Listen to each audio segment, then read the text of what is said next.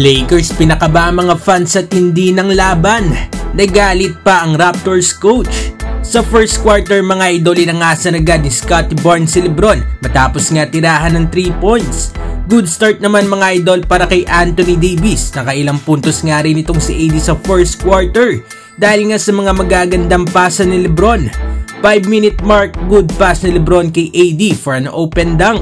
Lakers get the lead 16-15. 3-minute mark nang ipasok naman ng Lakers si Wood at agad naman itong nakapukol ng 3 sa harap ng Raptors bench. Lamang itong Lakers 21-17. Last 1 minute, hinayaan naman ng bantay si AD sa 3 kaya tinirahan niya nga ito. Lakers up 26-21.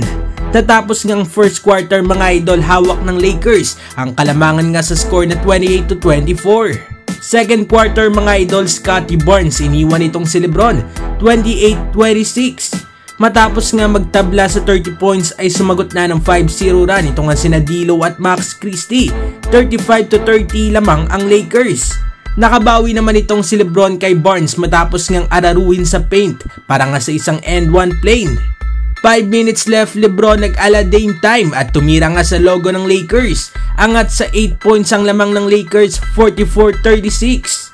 Last 1 minute naman ay nagpalitan ng basket ito nga sina AD at Barnes. Natapos ang first half lamang na ang Raptors, 53-51.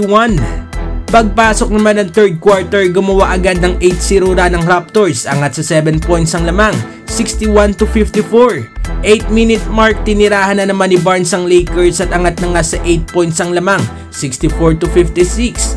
Pero buti na nga lang ay bumawi sina Cam Reddish at Taurean Prince para nga sa back-to-back 3-pointer.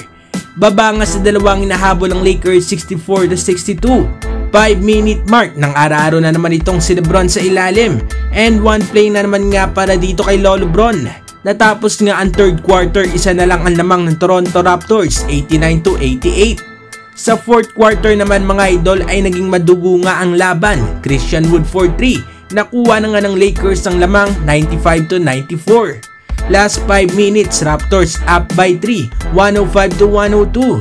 Pero itong si LeBron ay tumira agad ng 3 at tinabla nga ang talaan sa 105. Big shot naman para kay Cam Reddish sa 3 para makuha uli ng Lakers ang lamang sa score na 108-106. Last 2 minutes ay 3-pointer by Austin Reeves at 3-point play ni AD. After nga niyan ay puro foul na nga at free throws ang nangyari. At sa uli ay itong nanalo nga ang Lakers sa score na 132-131.